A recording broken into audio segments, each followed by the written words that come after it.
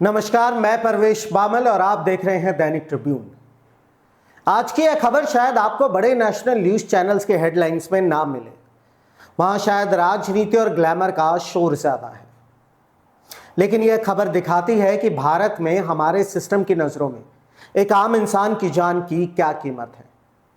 यह कहानी सिर्फ एक हादसे की नहीं है, यह हमारे समाज और हमारे कानूनों पर एक बहुत बड़ा सवालिया निशान लगाती है। क्या हम एक ऐसे दौर में जी रहे हैं जहां अपनी जान बचाना भी एक कानूनी जुर्म बन गया है?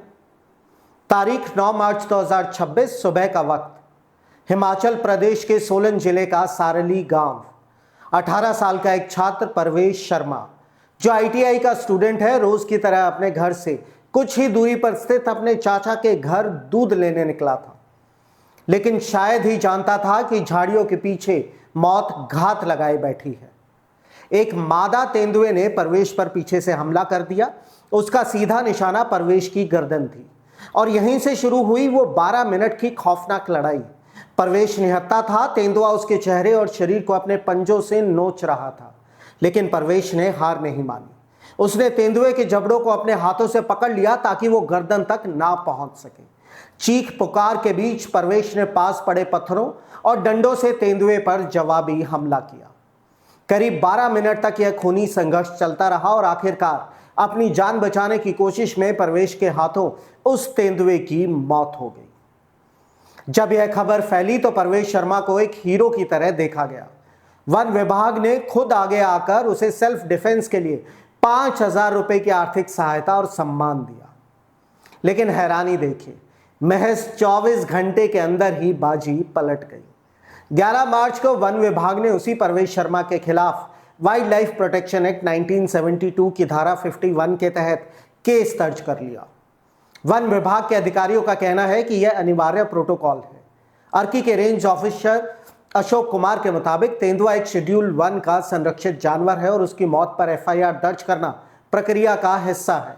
लेकिन अब जरा कानून की दूसरी तरफ देखिए। वाइल्ड लाइफ प्रोटेक्शन एक्ट की धारा 11(2) साफ तौर पर कहती है कि यदि कोई व्यक्ति नेक नियति से यानी गुड फेथ में अपने या किसी दूसरे की जान को बचाने के लिए किसी जंगली जानवर को मारता या घायल करता है तो वह अपराध नहीं माना जाएगा। तो फिर यहां सवाल यह उठता है कि जब विभाग खुद मान रहा है कि यह आत्मरक्षा थी, तो उस घायल युवक को पुलिस स्टेशन और कचहरी के चक्कर कटवाने की क्या जरूरत है? परवेश शर्मा के पिता बालक राम कहते हैं कि उनके इलाके में तेंदुए के हमले बढ़ गए हैं।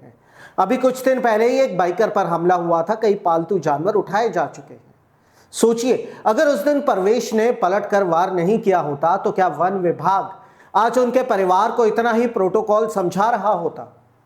क्या एक 18 साल के लड़के को जिसने अभी अभी मौत को मात दी है, उसे कोर्ट कचहरी के डर में जीना चाहिए?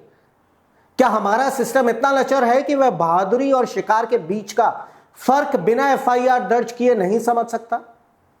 परवेश शर्मा आज अपने घर में डरा हुआ है, लेकिन तेंदुए से नहीं, हमारे सिस्टम से। आज हमें एक समाज के तौर पर सोचना होगा, क्या हम वाकई तरक्की कर रहे हैं या हम एक ऐसे जाल में फंस गए हैं जहां कानून सुरक्षा देने की बजाय सजा का जरिया बनता जा रहा है? आपकी क्या राय है? क्या उस नौजवान के खिलाफ एफआईआर होनी सही है?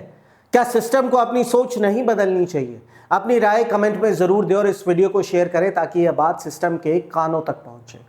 मैं परवेश बामल, दैनिक ट्रिब्यून के लिए, धन्यवाद।